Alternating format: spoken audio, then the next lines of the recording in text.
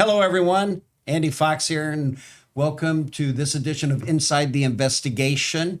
What we are doing today with our friends from Isle of Wight County Sheriff's Office is to take you step by step, A to Z, on how an investigation unfolds, including interrogation videos conducted by Captain Tommy Potter, who joins us right here, and also Sergeant Grayson Craun.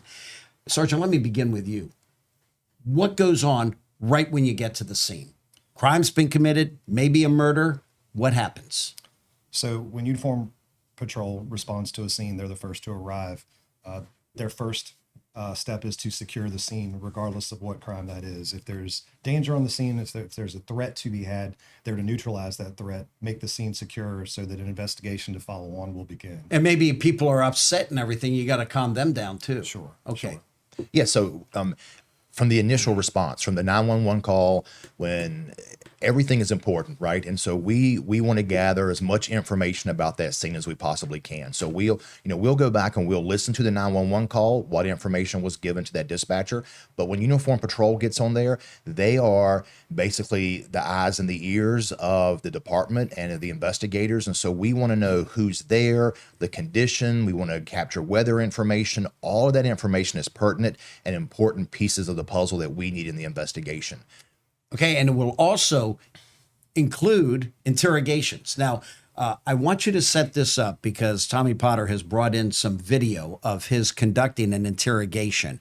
Can you set up what we are about to see, and then we're going to show it, and I'll catch you on the back end? Yeah, we can. So interrogation, interviews and interrogation are an important part of any investigation, whether you're interviewing witnesses, gathering more information. Maybe at some point in the investigation, you developed a suspect, right? And so maybe you're interviewing that person, but at some point that interview is going to turn into more of a, if you want to call it a cat and mouse game, so to speak, right? You have information that you have things that you determined a part of the investigation, you have a suspect, and now is the time to sit across the table from that individual and to begin asking them questions. Sometimes those questions are more accusatory than seeking information, right? And sometimes you really have to be able to read the person that you're conducting that interview and interrogation with. You're looking at body language, you're looking at their response to questions, and you're going to take all of that into consideration, and you're doing it to elicit a response, whether it's a verbal response, whether it's a body language. Sometimes a good lie is just as good as a confession when you're talking to individuals. Okay, let's take it. We're going to roll the video here, get you in action, and then we'll get your thoughts on coming out and also from the sergeant. All right. 8 o'clock in the morning, when I come to the office, I'm making this a capital offense. You know what a capital offense is? A capital offense means somebody's going to the electric chair or somebody's getting a needle in their arm. Now, I told you about that apple, that nice, shiny, fresh apple, that somebody gets their first bite of the apple. And Craun decided he was taking the first bite of that apple. Lift your ass out, hand to dry. Now, I'll give you a bite if you want to tell me the truth about what happened that morning and what your involvement was, then we can work with you. But if not, I'm telling you, when Miss Phillips comes in this office in the morning, because she ain't even going to the courthouse. So, okay, you were talking about bite of the apple. Going to give you a bite of the apple, body language you said, and response. Mm-hmm. So in that clip, we're interviewing a young man who is a suspect in a double homicide in our county. And he initially didn't want to cooperate. He didn't want to answer the questions, right? And so you have to paint a picture to him that other people are telling us things. Other people are maybe pointing the fingers at him, but I wanted him to have the opportunity to be the first one to tell the truth, right? He's the first one that's going to get to tell his side of the story. And with him, sometimes with that individual, you kind of have to come at him hard, right? You have to break down the barrier that he's put up between me and him. And so in the conversations with him, the one thing I understood with him is that sometimes you have to scare him straight, right? You have to put it out there that this is serious, that we're not playing games here. And so for him, it was, you have the opportunity to be the first one to tell me the truth. Okay, and we are going to see another one in the third segment. Sergeant Craun, what do you want to add to that? I would just say that he did a pretty good job. He did. When there's multiple suspects being interviewed, that's particularly useful as it relates to which one you get into the interview first. You may have a particular suspect that you want to talk to first, whether that's because you have particular information that makes it more useful to talk to that person first, or that individual is more knowledgeable, and based on the information you have, you know that to be the case. So you can be strategic too if you have multiple suspects that you're interviewing on when they go in and how you go at them. Okay, now I don't want to tell anyone what happens. In the third segment, we'll tell you what eventually happens, but go ahead. Yeah, and I think a good investigator or a good detective, when they go into that interview and interrogation room, they have to be able to think quick on their feet, right? So you go in there with a mindset of the questions that you're going to ask based on the information that you already know. But when you get that person across the table from you, you have to be able to change on a dime, right? I've gone into interview and interrogations room, and I've screamed and banged my fist on the table. I've reached across and hugged people. I've cried with people. We've gotten the Bible out. We've read scripture before. I mean, you do what you have to do to be able to make a connection with that person. And that's all, again, to elicit a response and to make them give you the information that sometimes you already know, you just need to confirm it. How would you summarize his body language? He was defeated. He again, in that interview and the interviews with those individuals lasted 3, 4, 5 hours. I mean, you're looking at We just showed you a minute 10. A minute of probably a 5-hour interview. And sometimes, these interviews go on for hours in there. You start off talking about one thing and you go down that road and you take a detour talking about something else. When is it, I don't want to say cruel and unusual punishment, but when is it too long to be interrogating someone? Is there a line that is crossed, perhaps, There is. to try to get information, because you're trying to solve this, and it's tough business. There is, and it is a tough time in that room, right? And so you begin to look at the person you're talking to, right? And so sometimes they're defeated because they know they're caught. Sometimes the body language tells you they're just tired, right? And they're tired of being in that room. They're tired of going one-on-one with you, right? And so you take a break, right? And so there is a line that you cross. And I think the detective and the investigator have to look at the person they're talking to and be able to determine. And you talk for hours, and if you're not getting a response and you're not pulling out new information, then maybe it's time to stop and take a break. Okay. Thanks so much. We're off to a hot start here. Coming up in our next segment, search warrants and the importance of them and the difficulty to get them sometimes. And you have to wait until you get the search warrant. It's got to be there. You do. Yeah. So we're going to take that on coming up in our next segment. We'll be right back inside the investigation.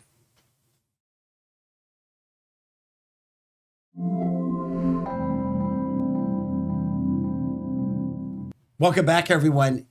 The investigation unfolds. We just saw the interrogation. Is there a point where you stop and say, this is enough? There is. Now we're getting into some dangerous territory here. Sleep deprivation, etc. Yeah, there is. There's a point in any interview and interrogation where you just have to put the brakes on. You have to stop, right? Either you've gotten some information that you need to put people out in the field to verify that, right? So you need to take a break to verify information you gathered during that time.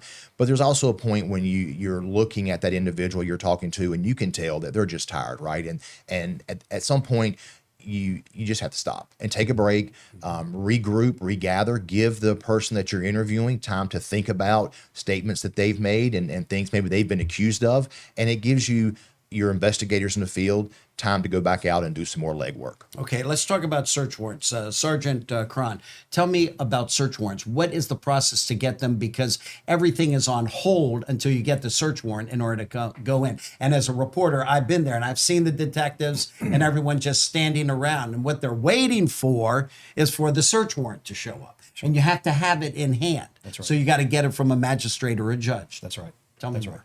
So I'll take you back to the initial crime scene when patrol responds and they secure a crime scene. Investigations follows on and takes lead on the investigation. That crime scene is protected at that point. There is an inner perimeter and there's an outer perimeter. While that perimeter is being held, investigations is collecting all of the information from patrol, from the patrol supervisor, any potential witnesses, any victims, and collecting all that information and then determining the direction that investigation goes. Do we have a house that needs to be searched? Do we have a vehicle that needs to be searched? Do we need to collect DNA from a person? And all of that comes down to search warrants, right? So at that point, based on all the information that an investigator collects, they will decide what search warrants need to be obtained right away.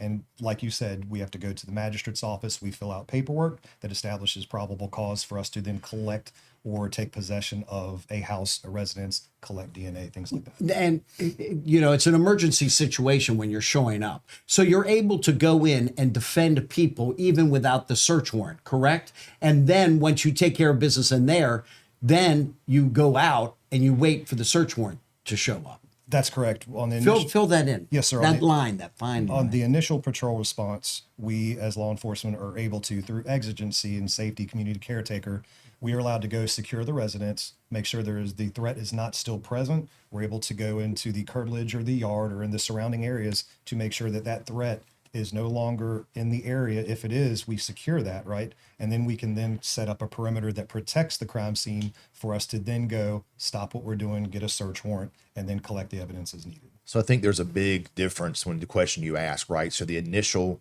responding deputies or officers, you know, they're there to secure, right? And then when investigators get there, they're able to go in and search. And that search warrant, by giving the law enforcement agency ownership of what they presented, whether it's like the sergeant said, whether it's a house, a car, a person, right? You can get a search warrant for a person. And so once that search warrant is issued, then it gives that law enforcement agency ownership of that area for the entirety of the investigation. Well, it's important and needed. Okay, we're going to roll some video. And this is just general video, some of it from Isle of Wight County. Tell me what's going on here. These are the investigators out here, and this is what's going on at the crime scene. Yeah, so this is was a unattended death that we had in the county a couple of years ago. This is some older footage. And so again, we are sizing up the scene. We're waiting for that search warrant to get there. We're coming up with a plan of action. And a lot of times while investigators are in talking with the magistrate or the lead investigator usually fills out the search warrant, the other investigators, we're coming up with a plan of action. Hey, when we get that search warrant in hand, it gets here, what are we going to do? You're going to be responsible for this. You're going to be responsible for photographing. You're going to be responsible for sketching the scene. And this was a body that was actually found in This Isle was of Wight County. from the Carrie Singer case. Yes. And so again, you have, a lot of moving parts in any investigation. And so there's a lot of planning that goes in there, and that investigation supervisor or that lead investigator, and they're kind of like an air traffic controller, right? They are directing planes taking off and planes landing. They're directing investigators doing this and investigators doing that. Sometimes they putting a stop, a delay on things to say, hey, right now we can put this on the back burner because this is the most important avenue of the investigation that needs to be explored. Now, you met Carrie Singer was what we profiled in a couple of shows ago. You said that the Singer family saw the show and they had some positive feedback. We have some positive feedback from the Singer family and from Tori Anderson's family. His mom actually reached out, gave me a phone call. There were some things actually that she saw in the podcast that the family wasn't aware of, that maybe investigators hadn't covered with them. So that gave us a good opportunity for me to have some conversation with her to go over the investigation again and to close some gaps and answer some questions for her. Now, thank you for sharing that. Public information officer. Talk to us about the importance of a public information officer. And, Tommy Potter here, he wears many hats, but I want to get your input on this as well. The importance of the public information officer at the scene to help the reporters, because they're the ones who are showing, they become like the face of, the law enforcement agency there. Yes. And trying to get out the information. Yes, that's a crucial step because they arrive on scene and they immediately need to know information, just as investigators do, because of the timeliness and evidence and information. People's recollections degrades over time. So to get that information collected, a very clear briefing, a strong game plan as to what is going to be released so that the investigation can be furthered, it's important. Do you give the PIO more information than they need, or do you tell them just what you want them to know? I mean, they're a fellow employee of yours. You see them on your side, obviously, Right. But you give them limited information, or do you give them all the information and they release it or use discretion on what they say? It's information that's given strategically to further the investigation. The primary concern is the best outcome of this case and this investigation. So the information that's relayed to a public information officer is relevant to furthering the investigation in the positive. What is the pressure to get it right the first time with the information? Because this is an unfolding crime scene.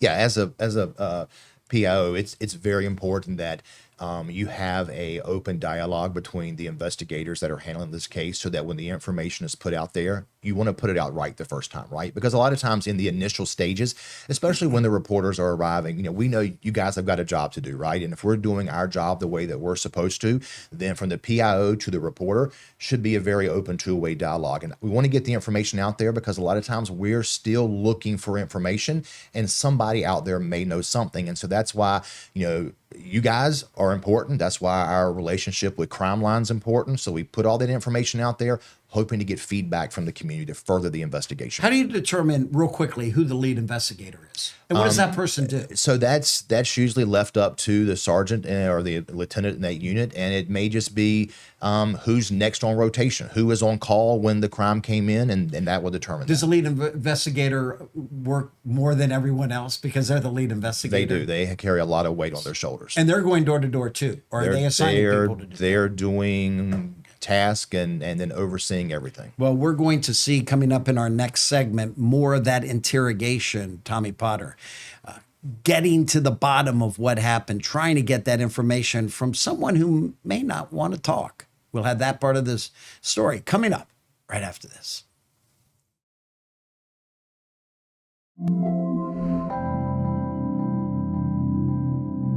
Welcome back, everyone. Continuing our discussion, fascinating inside the investigation as it unfolds. We are now going to go to another clip of you in the interrogation room trying to get information from someone who's not doing a lot of talking. Okay. Set up the piece. Yeah, again, interview and interrogation is important, right? You gather information. It may lead to a secondary search warrant. It may lead to the need to talk to other individuals. So everything that you glean when you're sitting in that small room, right, could take your investigation in any different direction, right? And so it may lead to physical evidence that need to be recovered. It may lead straight to an arrest. You have to be prepared for anything when you go in that room. And we'll talk about secondary search warrants coming up. But first, I want to show this clip, Okay. and we'll talk to you on the other side. right. That to get your attention, that's what I got to do. But I can tell you, in this interview room, it's not about what you say a lot of time, bro. It's about your body language. And you are so far bent over, you a defeated man. There's some type of a pressure or something on your shoulder weighing you down. You need to tell me what happened in that house. Now, if somebody else is trying to put something on you, you don't need that blame. You understand me? Now, if you were in that house, you need to man up and say, I was in the house, and tell me what happened. Then let me figure it out. Let me take your statement, take Kareem's statement, what Sharon told me, with everybody's, and let me figure out the honest-to-God truth. So what happened in that house Friday morning? Because I know y'all walking down the road. That's an undisputed fact. I got you on video. Everybody's got cameras nowadays, and half the time we don't know they're there, but they're there. So y'all walking down that road at 4:30 in the morning. Tell me what happened after that, Richard. We'll talk, and I'll see if I can find somebody. I don't smoke, Donald. Okay, you're a defeated man. Your body language is terrible. What is your strategy there, breaking him down? So I could tell from talking to him that he was thinking, right? You look at eye movement, you look at, he won't make eye contact with me. He's looking down at the table. So he's trying in his head, he's thinking of an excuse. He's going over the things that I'm telling him. I saw you on camera. I know you walking down that street. I know you were in front of that house. He's thinking in his mind, he's replaying those events because he was there. He was there moments before they broke into a house and killed two elderly people. So he's either coming up, trying to figure out a way to tell me he was there, or a good excuse or a lie. And so for me, it was like, let me help you relieve the pressure that's on you. You can tell he's looking down. He's been over. At one point he asked for a cigarette, right? That's his way of deflecting. That's his way of wanting a break because we're confronting him with some hard truth. And sometimes the Will you investigators. give them a cigarette? Sometimes we will. Sometimes we won't. Right? How about water? just- Hey, I need some water. Sure. Yeah, Thirsty. we'll give you water. We'll give you food.